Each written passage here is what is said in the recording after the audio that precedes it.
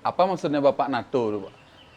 NATO itu kan not action, talk only. Jadi tidak hanya ngomong akan ini, tidak. Kita sudah mengimplementasikan program-program yang memang menjadi kebutuhan masyarakat, seperti infrastruktur, pasos-pasom, ada tempat jogging track, tempat lapangan, tempat keindahan, semua kita bangun. Oh iya Pak, baru masuk Tabanan tuh banyak tak lihat ada proyek Pak. Lagi bongkar-bongkarnya apa karena musim politik nih banyak kegiatan apa bagaimana Pak? Ya, baik Gus, terima kasih nih. Keren nih banget pertanyaan yang bagus ini.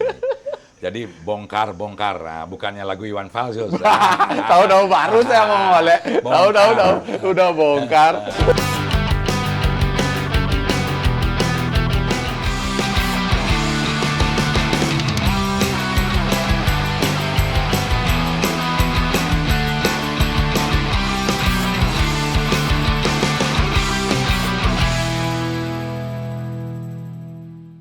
Wih, selamat pagi Pak. Selamat pagi Gus. Kita tuh udah poin dia sekarang nih, masyarakat udah nggak sabar karena kemarin pas podcast pertama tuh ikut jadi saya terbawa emosi masalah jalan tuh Pak. Pantesan Bapak banyak punya jeep, ternyata jalan banyak rusak. Santai kawan Gus, Oh, santai kawan ya. Nggak boleh marah-marah berarti Nggak boleh saya nih, Pak. marah-marah. Tapi Tabanan tuh dari dulu lah Pak identik dengan jalan rusak Pak infrastrukturnya. Sedangkan saya tahu sendiri kan infrastruktur itu nggak cuma jalan aja Pak. Iya, betul. Tapi kenyataannya bahwa mungkin jalan juga banyak sekali rusak di Tabanan Pak. Iya. Tapi jelasin lah dikit Pak biar nggak miskom nih gitu. Ya. Memang Gus, terima kasih. Jadi kalau bicara jalan infrastruktur di Tabanan ini betul-betul fenomenal dari dulu. Saya turun di Tabanan ini, pahamlah tentang Tabanan ini, pasti isunya jalan. Karena apa? Karena masyarakat Tabanan ini kan masyarakat pedesaan. Iya. Hampir 80% ini masyarakat ini pedesaan. Jadi infrastruktur jalan di Tabanan ini terconnecting antara satu desa ke desa yang lain. Bayangkan, ada 133 desa, semua connecting. Ada 10 kecamatan, semua terconnecting. Nggak ada di Tabanan ini ceritanya jalan buntu. Nah, kenapa? Karena jalan ini sebagai urat nadi dan sebagai sektor ekonomi. Penghubung antara satu desa ke desa yang lain, kecamatan. Nah, kemarin memang saya akui jujur, saya sedang juga dikritik bahwa di Tabanan ini jalannya diukir. Pokoknya dipakai Berarti mancing. Bapak baca sosmed nih? Semua saya lihat. Ada yang mancing, ada yang naik perahu-perawan gitu, lucu-lucu deh. Ya. Ada yang macam-macam, ada pohon pisang ditanam, ada apa. Itu artinya aspirasi masyarakat menginginkan jalannya baik. Nah, ada apa? Itu namanya kritikan masyarakat. Saya tidak anti kritik, Gus. Ya. Oke. Ya, jadi, Tuh, dengar tuh, Pak Sanjaya tidak anti kritik tuh. Ya. Bukan kritik selo ya. Nah, setelah dikritik, disemangati oleh masyarakat tentang infrastruktur. Jadi saya 3,5 tahun ini menjabat sebagai Bupati di Tabanan. Saya dengan tim anggaran kompak bersama-sama bagaimana memperbaiki infrastruktur. Poin pertama di Kabupaten Tabanan. Astungkare. 3,5 tahun ini tidak terasa jalan yang dulu awalnya rusak, berat, dicibir, segala macam. Sekarang akhirnya mendapat pujian. Tidak salah lah, habis gelap terbitlah terang. Jadi jalan sekarang sudah 96% udah baik, mulus, bagus, keren banget deh. Kalau ada yang mau lihat jalan Tabanan, datang jalan-jalan ke Tabanan. Lalu Pak, ini kan ada jalan provinsi, jalan kabupaten, jalan desa Pak. Ini yang masih banyak. Nah, kan tidak 100% nih Bapak bilang tadi bahwa jalan itu sudah diperbaiki. Ini yang mananya kurang. Terus apakah ini semua tanggung jawab Bapak nih antara jalan provinsi, jalan kabupaten dan jalan desa? Ya, karena begini Gus. Kalau jalan infrastruktur di Tabanan kan kita mewarisi. Hampir Bali ini, kabupaten kota di Bali juga mewarisi. Mana yang namanya jalan negara, mana yang jalannya provinsi, kabupaten, dan desa. Mewarisi. Nah, ada klasifikasinya. Nah, kalau memang itu melintas jalan negara, antara katakanlah dari Denpasar menuju Gilimanuk, ini kan lewat Tabanan. Jadi kan ini jalan negara. Negara lah yang urusannya. Karena negara ini ada Kementerian PU. Ada jalan provinsi, contoh dari Tabanan menuju Puro Batu Karu, itu jalan provinsi. Dari Tabanan menuju Puro Tanah Lot, itu provinsi. Nah, umpamanya ada jalan rusak di jalur-jalur provinsi, dan itu tanggung jawabnya negara dan provinsi. Kami di Kabupaten Tabanan sesuai undang-undang ke PU-an tidak boleh melaksanakan kegiatan itu karena ada aturan undang-undangnya. Tapi Bapak mengusulkan ke pusat bisa, Pak? Bisa. Jalan di sini rusak, jalan di sini pusat rusak, provinsi rusak gitu. Bisa, sangat bisa. Karena saya sering diskusi dengan PU. Pertama yang kita ketahui dulu biar masyarakat paham. Saya ngerti lah masyarakat. Taunya masyarakat ini pokoknya jalan di Tabanan. Nggak tahu namanya jalan negara, provinsi, jalan desa. Pokoknya jalan itu bagus, saya paham. Nggak apa, itu memang masyarakat. Masyarakat kan tuanku, rajaku. Apapun omelan masyarakat, namanya pemimpin harus siap diomelin. Siap dikritik, tapi pelan-pelan kita jelasin. Santai kawan. Nah, pelan-pelan dijelasin. Akhirnya, oh ini jalan negara. Kalau jalan negara, saya bersurat melalui PU, ceki ke gubernur, ke menteri PU. Oh, direct bisa. Direct bisa, bahwa kami jalan negaranya rusak. Kalau provinsi juga saya dari PU ke Pak Gubernur, bahwa jalan provinsi ada yang rusak, ada jembatan yang rusak, ada jembatan yang lain-lain. Kalau kabupaten urusannya beda. Kami di Kabupaten Tabanan ini mewarisi jalan panjangnya 874,16 kilo. Saya lihat memang jalan di Tabanan terpanjang di semua kabupaten di Bali, Ya, Pak. Nge. betul. Paling banyak, nge. Paling banyak. Kalau 874,16 kilo itu, Gus, setaranya. Kalau dari Padangbae, Karangasem sampai Gilimanuk itu kurang lebih panjangnya 153 kilo. Kalau 874 kilo itu sampai kalau lurus dari Bali sampai ke Jawa, kalau tidak salah Jawa Tengah, Gus.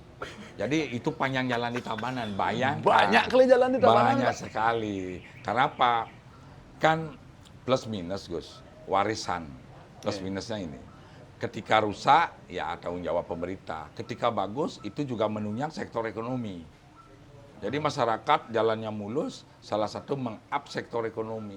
Jadi sektor ekonomi ini artinya pedagang-pedagang sayur, pertanian, telur, apapun yang ada di desa-desa itu kan melalui jalan dari satu tempat ke tempat lain. Kalau jalannya bagus, sangat meng-up sektor ekonominya.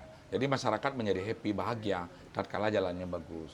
Nah, tatkala jalannya rusak, tanggung jawab pemerintah. Nah, gimana caranya? Itu urusan pemerintah, urusan pemimpin. Entah melalui ke pusat, provinsi, gubernur, BKK kabupaten, maupun kita APBD. Pokoknya bagaimana kita menyelesaikan persoalan itu sehingga rakyat sebagai penikmat bisa menikmati infrastruktur yang ada di Tabanan. Astungkare, sekarang Tabanan udah 96% mulus. Aman. Jalan kabupatennya. Aman jalan kabupaten. Kalau jalan desanya gimana? Siapa yang bertanggung jawab, Pak? Desa ini, Pak? Kalau desa, namanya jalan desa kan ada undang-undang desa. Undang-undang 14, undang-undang nomor 6 tahun 2014. Itu undang-undang desa.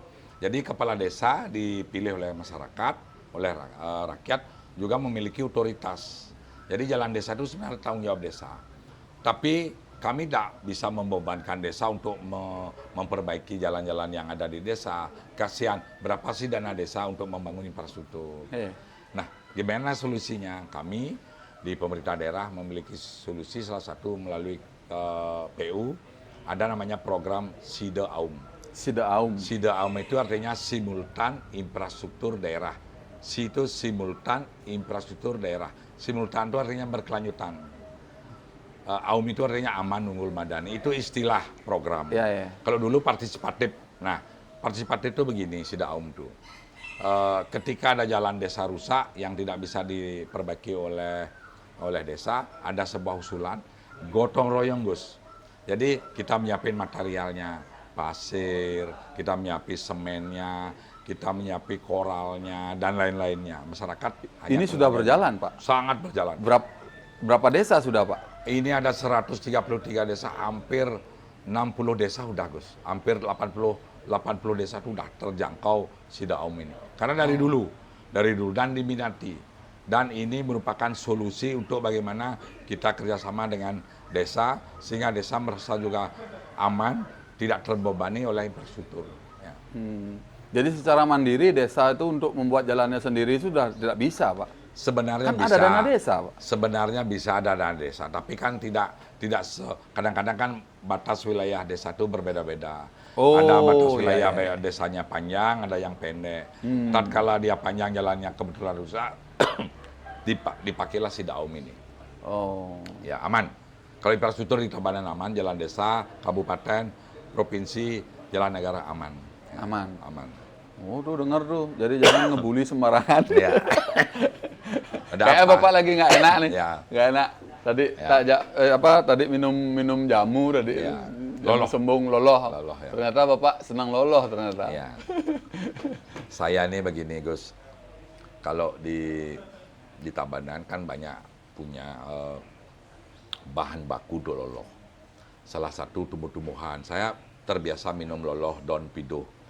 Ketika saya batuk-batuk sekarang seperti ini, saya pakai daun sembung.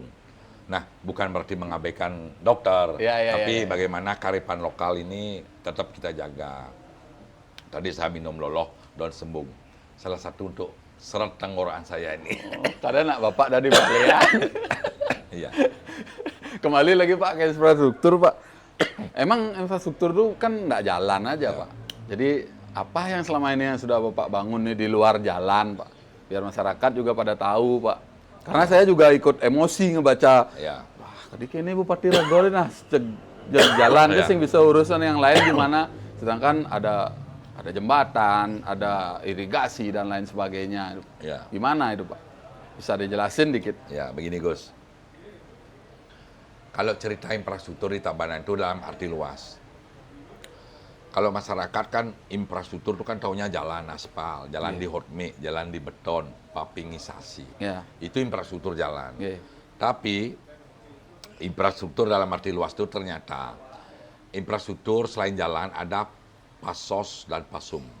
Pasos itu artinya fasilitas sosial dan fasilitas umum. Nah, kita udah banyak sekali membangun 3,5 tahun nih pasos dan pasumnya, banyak sekali. Salah satu adalah Taman Kota, Taman Bung Karno, Taman Perjuangan. Ini kita lagi bangun Tugu Perjuangan. Ini lagi kita bangun sama juga gate antara penghubung salah satu Kabupaten Badung ke Tabanan ini di Abiantum. Kita bangun gate yang mencerminkan ciri khas Tabanan, Jineng. Nah itu di Slabeh juga antara negara Tabanan kita bangun Jineng, gate yang bagus sekali. Juga dari Buleleng menuju Tabanan ada di Candi Kuning. Itu lagi konstruksi nih. Nanti kira-kira lagi Desemberan baru masyarakat Tabanan akan melihat ini loh hasil pembangunan infrastruktur kita. Bukan hanya jalan, juga lapangan Dangencare, ada gate, ada Taman Perjuangan, ada semuanya kita bangun. Termasuk lapangan di Jambe, lapangan Banteng. Untuk apa? Karena Tabanan ini kan perlu juga dibangun bagaimana membahagiakan masyarakat Tabanan dalam arti ketika sore-sore kemana ke jogging track, kemana anak-anak lansia jalan-jalan, gimana anak-anak ngajak cucunya, ada kereta, ada segala macam. Yang kita bangun juga di Tabanan ini adalah indeks kebahagiaan masyarakatnya. Biar masyarakatnya happy, bahagia, bukan hanya mengejar material, tapi bagaimana juga ada indeks kebahagiaan. Inilah infrastruktur yang kita lagi bangun. Sedang dalam proses ini. Dalam progres, on proses. On proses ini sudah mulai membangun, Pak? Sudah. Apa baru sekedar ngorte aja? Sudah terimplementasi, Gus. Nah, sekarang kita kan maunya sih kita NATO. Apa maksudnya Bapak NATO, Pak?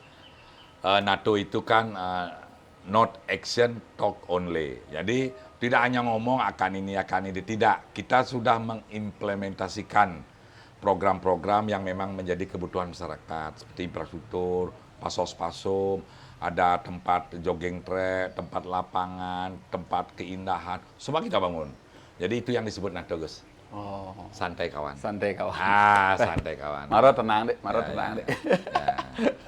Nah, saya singgung lagi Gus tentang jalan di Tabanan ini kan infrastruktur nih. Tabanan ini bukan hanya jalan di antara jalan desa, jalan kecamatan, dan jalan kabupaten, dan jalan provinsi. Tapi di Tabanan ini kan kita juga diwarisi oleh infrastruktur yaitu jalan irigasi. Jalan irigasi. Jalan irigasi itu adalah penghubung antara jalan irigasi, penghubung air dari satu tempat dari hulu ke hilir. Bayangkan kalau saluran irigasinya tidak baik, bagaimana menyalurkan air dari satu hulu di atas sampai ke bawah, mengairi sawah-sawah. Kan bisa kekeringan sawah kita. Nah, ini yang perlu saluran. Kalau mampet saluran infrastruktur irigasinya, petani yang di bawah itu akan teriak. Kita bangun itu. Sudah proses. Sudah. Sudah banyak proses. Sudah saya bangun banyak jalan-jalan irigasi di Tabanan. Jadi ya biasalah sosmed Pak, yang baik-baik nggak diungkap Pak. Ya. Santai kawan. Oh iya Pak, itu kan masalah irigasi itu kan ngaruh ke sawah Pak. Nggih. Itu sawah dipastikan untuk mendapatkan air. Pak. Ya, betul. Nah bagaimana dengan PDAM dan air bersih? Ya. Karena jujur engke lah di Tabanan tuh mah tapi sing kejaman gitu udah. Gimana Pak? Saya udah juga sering berkali-kali juga duduk sama PDAM Tabanan. Jadi bagaimana caranya mengatasi air di Kabupaten Tabanan. Karena Kabupaten Tabanan ini banyak air, ada 42 sungai Gus. Jadi dari hulu nih sungainya semua ada berisi air. Cuma kan masyarakat tuh tinggalnya di atas gundukan, di atas, tapi airnya di bawah. Bukan airnya di datar flat begini Tabanan nih. Tabanan ini kan terkenal ngarai. Makanya dengan sistem subaknya yang sangat eksotis itu ada di Tabanan. Nah sekarang Tabanan ini di saat-saat musim kemarau pasti juga kekurangan air. Dimanapun di bumi ini ketika kemarau panjang pasti kekurangan air. Nah perlulah bendungan-bendungan untuk menjaga titik-titik air untuk menjaga kerawanannya ini. Nah PDAM udah berusaha keras dia. Karena PDAM itu begini Gus. Ada sumber air yang memang untuk konsumen masyarakat, ada juga air untuk kebutuhan desa. Jadi dibagi dua saluran airnya, untuk kepentingan desa. Jadi ada desa yang mandiri untuk mengelola airnya. Berarti boleh desa mandiri nih Pak? Boleh Gus, ada aturan yang seperti itu, ada kesepakatan bahwa desa yang mengelola melalui Perdes, melalui peraturan desa dia yang mengelola. Ada banyak di desa-desa. Ada yang memang PDAM yang mengelola. Nah, hulu, tengah, hilir. Air itu pasti dari hulu. Bagaimana mengatur air dari hulu itu sampai ke hilir. Pembagian air inilah betul-betul PDAM itu bisa di saat kering, gimana yang sodetan ini dibuka sehingga untuk bisa mengairi sampai ke bawah. Ini PDAM ini sudah bekerja keras sekali. Nah, kalau ada beberapa kali kekeringan, ada banyak faktor, Gus. Satu, kemarin tatkala ada saat musim hujan, ada banjir dan apa, sumber-sumber air itu tergerus oleh banjir. Sehingga ada sumber-sumber air itu terpotong dan lain-lain, sehingga tidak lancar airnya ke bawah. Kadang-kadang ada perbaikan 2-3 hari sehingga airnya juga berpengaruh terhadap. Nah, masyarakat kan tidak ngerti tentang tenis. Taunya, aduh saya ini tidak ada air, saya kekeringan ini dan lain-lain. Tapi kami berusaha melayani masyarakat, menjaminkan masyarakat jangan sampai ada persoalan air dan kekeringan. PDAM ini tugasnya secara teknis, mengatur airnya sehingga berimbang, sehingga betul-betul terkoneksi. Nah, PDAM sudah melakukan terobosan, nanti saya minta sih sekali-sekali biar Dirut PDAM menyampaikan bagaimana sudah membangun sebuah dihilirisasi, membangun bendungan sehingga air yang terbuang ke laut itu bisa mengairi juga masyarakat pengguna khususnya sambungan air itu. Sekarang kita di Tabanan ini sudah melakukan gebyar sambungan. Nah, Dirut PDAM juga menyampaikan sangat berhasil bagaimana mengajak masyarakat untuk membangun saluran-saluran PDAM yang formal. Karena kemarin ada informal Gus, seperti ngambil-ngambil sumber air yang dipakai swakelola mandiri. Kalau itu melanggar hukum Pak? Modelnya ada cara setianya nih ngelah ya lepusan artinya ya beji nih ki. Ya beji ini diambil, dipompa ke atas, dialirkan ke masyarakat nih ke salah Pak. Sebenarnya sih enggak Gus. Asal bawa air itu di tanah milik orang, milik pribadi. Tidak salah Gus. Cuma kadang-kadang kan sudah terairi ini udah lama-lama. Nah, ketika masyarakat tidak dapat air diambil itu pipanya putus dan lain-lain kan perlu biaya. Nah, biayanya ini kadang-kadang masyarakat komplain.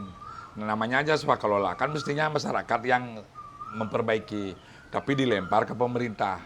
Makanya harapan saya, kalau ada yang seperti demikian, boleh diserahkan ke PDAM urusannya ini, biar PDAM yang ngurus ini. Nanti kalau ada kerusakan, biar PDAM yang ngurus. Oh, berarti ya mandiri boleh, Mandiri. semi mandiri juga Semi boleh. mandiri boleh. Ya.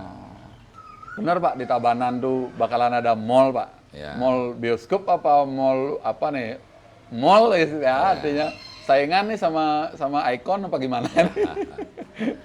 Ya sekarang kan Tabanan ini, khususnya anak-anak muda Tabanan ini kan, kalau cerita mall kan lagi rindu. Tabanan ini sudah lumayan juga metro nih, Tabanan ini penyangga ibu kota, Denpasar, Badung, dan lain-lain. Masa sih mau nonton gedung, nonton bioskop, sinema, jauh-jauh lah. Masa Tabanan sih nggak ada mall. Tapi saat ini, kalau cerita mall, memang Tabanan ini udah terbangun MPP, Mall Pelayanan Publik. Jadi Tabanan ini sebagai pemerintah, sebagai pelayan publik harus menyiapkan bagaimana melayani publik seefektif, seefisien mungkin. Di mana Bapak membangun? Pak? Nah ini ada di Sangulan, udah terbangun megah sekali tuh MPP-nya, Mall Pelayanan Publik. Nah tujuannya adalah semua di OPD perangkat daerah itu pelayanan publiknya dijadikan satu pintu kayak mall. Jadi ngurus KTP, ngurus pajak bumi bangunan, pajak Izin. perizinan, apapun yang pelayanan masyarakat ada di mall itu. Itu Mall Pelayanan Publik.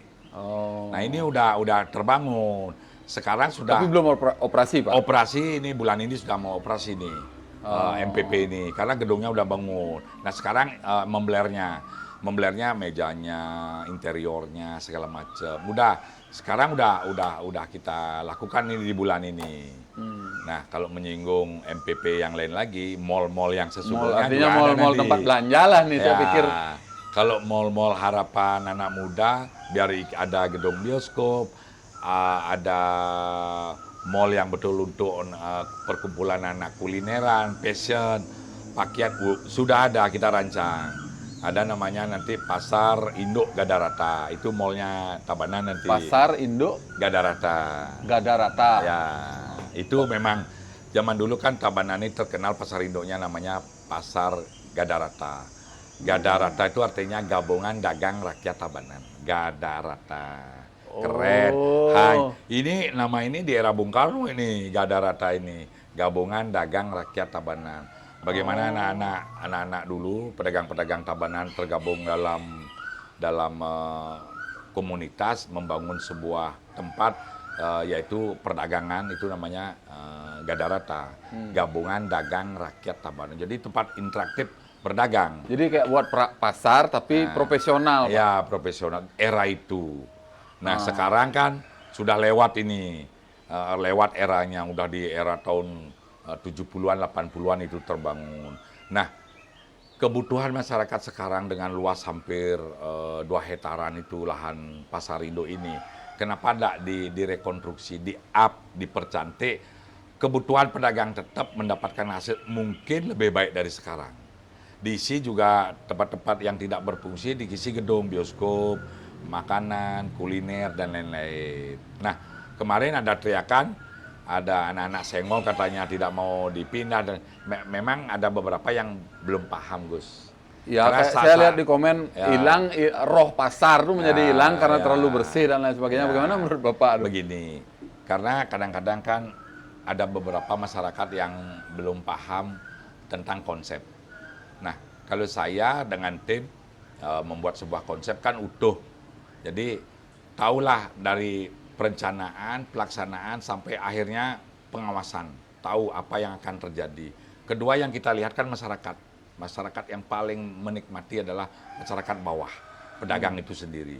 Katakanlah pedagang senggol, pedagang pasar, pedagang apapun. Sebelumnya mendapatkan income 100 rupiah. Kalau kita up, create, kita udah uji kelayaan, uji TESA, dan segala macam. Nanti pendapatannya bisa 200, 300, kan untuk pedagang. Dan mungkin kita bikin sesuatu itu akan memarginalkan pedagang kecil. Atau membunuh lah kasarnya seperti pedagang-pedagang kecil. Tidak. Justru kita up. Cuma kan dari sudut pandang kita, selaku pemerintah kan banyak aspek yang kita lakukan. Aspek ekonominya, aspek politiknya, aspek sosialnya, aspek budayanya. Tapi pedagang kan ada isu masuk. wah nanti senggol dirubah, nanti sengman medagang, nanti jauh. Kan itu baru dari sisi politik yang memang tidak tidak setuju dengan kebijakan pemerintah. Tapi kalau kita pelan-pelan sosialisasi, akhirnya membuat sesuatu memang harus ada tantangan. Ketika nanti dia kini lah maksud pemerintah, kini lah maksud Pak Sanjayo. Ternyata dulu saya dagang 100 dan iman untung satak 300, ternyata happy. Nah di situ baru ucapan terima kasihnya. Biasalah kalau membuat sesuatu yang baru itu pasti tantangannya luar biasa. Asal kita punya terukur, konsisten, komitmen, dan itu baik untuk masyarakat dan akan menambah nilai masyarakat, saya yakin suatu saat akan didukung. Di mana lokasinya rencana nih Pak? Kalau Untuk pasar induk nih. kalau pasar induk kan tetap Gus ada di kota nih, cuma dipercantik, dipermak, Dirapikan. dirapikan. Dulu nggak ada gedung, kita kasih gedung bioskop, kulinernya, pakaiannya dan lain. Pasar yang ada sekarang tetap di bawah, jadi tidak mengurangi esensi makna daripada pedagang sekarang ini. Ada pasar buah, itu ada, kalau kita hitung ada 800 sampai 900 pedagang Gus sekarang. Setiap hari jualan. Setiap hari jualan. Nah, ini yang kita tata kelola. Kan begini, pasar tradisional tetap ya tradisional, tapi kan perlu bersih. Benar Pak. Perlu Benar, Diki bersih. setuju ya. Bersih ini Setuju, perlu.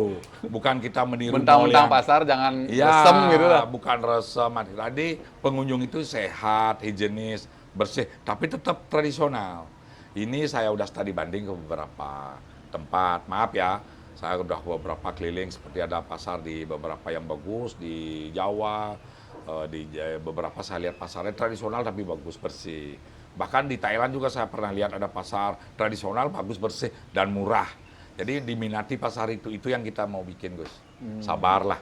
Nanti Sabar kita dulu. bikin, sabar. Jadi santai nanti- kawan, santai kawan. Jadi nanti ada istilah preman pasar Pak, tapi Ya. preman mall Pak. Iya.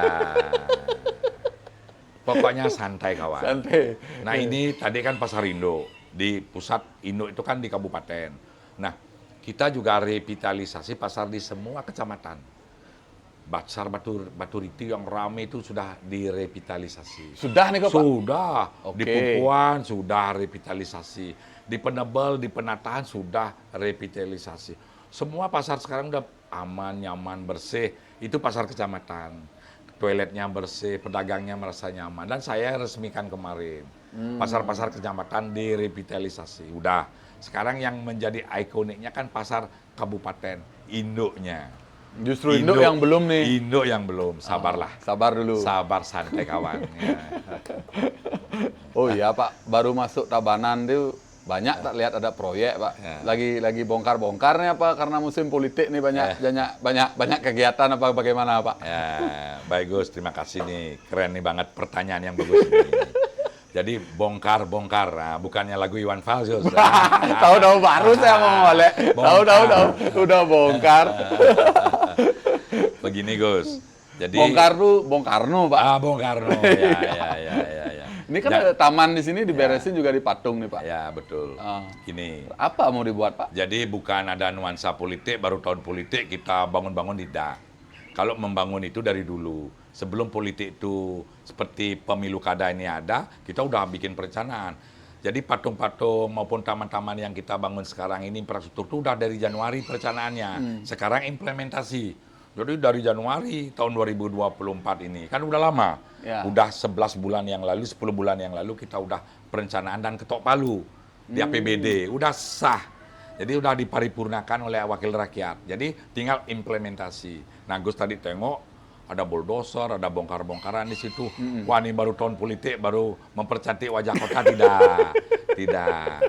Nah begini Gus, saya kan banyak dapat masukan dari para veteran, pejuang masa lalu, anak-anak muda, bagaimana menghormati, menghargai pejuang-pejuang masa lalu memerdekakan Republik ini. Saya tertegun, saya terenyuh hati saya, ya betul. Nah, saya lihat itu ada patung Wagimin dan Debes berdiri. Dulu di era saya bangun Gus. Tak salah, saya diangkat sebagai wakil bupati tahun 2010. 2 tahunnya udah saya bangun tuh patung Wagimin dan Debes. Itu ikonik juga. Itu Debes itu tangan kanannya Bapak Gusti Ngurah Rai dulu. Dan si Wagimin ini adalah pemasok senjatanya Pak Debes untuk perang Puputan Margarano tahun 1946. Wagimin ini orang mana, Pak? Wagimin itu orang Jawa Timur. Oh, tetap Jawa Meragat Bali. Ya, berarti. ya. Wagimin. Nah, dulu begini Gus. Kenapa kita tertegun bongkar-bongkar di situ begini? Kita kan satu-satunya Gus memiliki makam terbesar di Indonesia tuh nomor 2 Tabanan. Hah? Nomor Baru 2 tahu Tabanan. dia tahu nih, Ki. Nomor Marga. 2. Bukan nomor 2 nih, keramat nih nomor 2 ini Gus. Pertama, makam pahlawan nomor 1 di Indonesia yang terbesar tuh Kalibata. Kalibatang. Yang kedua di Indonesia itu adalah makam Pancakatirta. Nggak ada lagi. Nomor 2 kita terbesar. Itu artinya apa? Luar biasa dulu heroik kita. Kalibata Jakarta, yang kedua makam Pancakatirta di Tabanan. Nah, kenapa direkonstruksi lagi? Kita mengenang para jasa pahlawan ini bahwa heroik loh orang-orang Tabanan dulu. Wanen gitu. Wanen. Gusti Ngurah Rai, Bapak Gusti Ngurah Rai sebagai pahlawan pujaan bangsa ini sudah diakui secara nasional sebagai pahlawan. Beliau dulu base camp-nya ada di Tabanan. Oh. Jadi beliau tuh base camp-nya ngajak 80% masyarakat Tabanan melawan penjajahan Belanda. Terjadi Puputan Margarana tahun 46. Heroik. Ada 1.200 pahlawan. 80%-nya orang Tabanan. Hampir 800 orang tuh orang Tabanan. Orang Tabanan. Gugur Gus Puputan Margarana. Nah, untuk mengenang itu, maka saya bikin taman namanya Taman Perjuangan. Itu ada Wagimin the Bus, dan nanti di situ ada pesawat tempur. Kebetulan saya punya kawan dulu SMA, sekarang menjadi jenderal di Mabes Angkatan Udara. Beliau tuh pilot yang jago. Nah, beliau bilang, bagaimana saya sumbangkan pesawat bekas, pesawat tempur dari pusat ke daerah. Oh, saya sambut baik. Saya sambut baik. Ini proses ini. Saya udah bersurat ke Mabes pusat untuk mendatangkan pesawat bekas, pesawat tempur. Nanti di situ ada patung Wagimin the Bus, ada pesawat tempur, ada meriam dan lain-lain, sehingga menjadi taman perjuangan dan sebagai juga taman edukasi.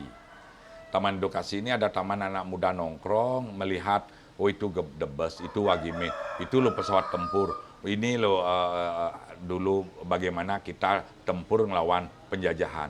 Sehingga taman itu juga mencerminkan, mengedukasi bagaimana bahwa masyarakat Tabanan, selain masyarakat agraris, juga masyarakat heroik, petempur, puputan. Kita ini mengenal puputan, harga mati, kemerdekaan itu heroik. Pantas saja Bapak banyak buat taman nih, Taman Bung Karno juga sudah beres Pak, sudah rame Pak. Taman Bung Karno ada kereta rame sekarang, Taman Perjuangan sekarang ini. Proses. Dan di situ ada Tugu Singgasana. Tugu Singgasana itu nanti di tikungan itu ada tugu yang tingginya 30 meter. Wah? Kalau pohon kelapa kan tingginya 15 meter, ini 2 kali pohon kelapa. Jadi tugu itu nanti bercerita tentang bagaimana Tabanan ini masa lalu, sekarang yang akan datang. 100 tahun ke depan Tabanan ini gimana. Jadi ada tugu perjuangan di situ. Jadi bagaimana dulu zaman kerajaan, Republik ini merdeka, sekarang ini sampai nanti 100 tahun ke depan itu nanti tugunya bercerita Gus. Wah keren banget Gus. Jadi anak-anak muda Tabanan. Siapa yang gambar, yang konsep Pak atau? Maaf ya Gus ya, saya ini kan seneng Seni. desain, seni. Ya, Jadi seni. saya yang punya ide, ora-ore, saya undang teman-teman arsitektur untuk mengejawantakan sehingga Taman Perjuangan, Taman di Wagimin, Dangin Sari, Taman Banteng di Jambe, Taman Perjuangan sekarang yang ada di kota ini juga, nah setungkara lah, juga desain saya Gus. Oh Bapak yang konsep nih Ki? Ya, desainnya. Ih. Ya. Nah, ini juga kan banyak orang-orang anak-anak muda milenial di Tabanan khususnya anak-anak Gen Z ini kan nggak tahu identitas artinya ibu kota Tabanan. Saya sering jelaskan, Dek, sini dulu Dek, tahu ibu kota Tabanan? Nggak tahu Pak. Oh, karena memang nggak dikasih tahu, bukan salah anak-anak muda, karena kita yang nggak menceritakan. Maka dari itu saya bikin Tugu Singgasana ini, nanti di situ ada cerita bagaimana nama ibu kota Singgasana ini.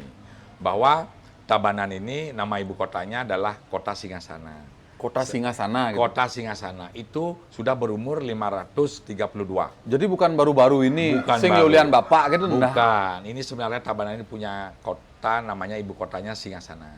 Nah, Singasana itu maknanya adalah Singasana. Singasana ini adalah maknanya adalah kekuasaan. Singasana kekuasaan. Kekuasaan itu artinya pusat pemerintahan. Nah, kekuasaan pemerintahan itu adalah juga disebut dengan taban, tempat duduk. Taban itu kan tempat duduk, Gus. Kalau tempat duduk, taban namanya jadinya tabanan. Jadi Singasana itu adalah kedudukan, kekuasaan, pemerintahan. Jadi dari situlah kita memerintah, dari tabanan ini bagaimana kita mengejawantakan, memerintah, sehingga masyarakat itu menjadi masyarakat yang era baru, yang aman, unggul, dan madani. Masyarakat yang sejahtera. Ini yang saya nanti ceritakan kepada anak muda, termasuk saya udah bikin Museum Sagung Wah. Museum Napi, Pak? Museum Sagung Wah. Tentang napi nih kok. Nah, nanti Museum Sagung Wah ini nanti bercerita tentang bagaimana Tabanan masa lalu, masa sekarang, dan masa yang akan datang. Jadi anak-anak muda Tabanan itu biar bangga menjadi orang Tabanan. Bahwa leluhur orang Tabanan itu selain pertanian juga adalah heroik, pahlawan. Juga bercerita tentang bagaimana anak-anak muda menyambut tentang digitalisasi ke depan. Nanti museum itu bercerita tentang Tabanan masa Perjalanannya. lalu, masa sekarang, dan masa akan datang. Keren pokoknya, Gus. Tabanan ini keren. Bangga sebagai orang Tabanan. Enak tidurnya, Pak. Banyak kali yang Bapak urus. Wah, enak. Nyenyak tidurnya. Seneng. Ya. Jangan pakai obat tidur. Nyaman. Aman, Pak. Santai, kawan. Santai, kawan. Santai, kawan. Ya dah, kita kayaknya waktunya Bapak juga sibuk sekali nih. Mudah-mudahan nanti kita ngobrol lagi, Pak. Banyak saya mau ngobrolin, Pak. Ya. Habis ini, Pak. Pokoknya Tabanan maju di tangannya Bapak. Ya. Coba, Pak. Santai. Ya, santai, kawan. Santai, kawan. Santai, kawan. Rugi bede-bede main orang santai kan. Oke, semua Pak. Suksumo. Oke. Rahayu.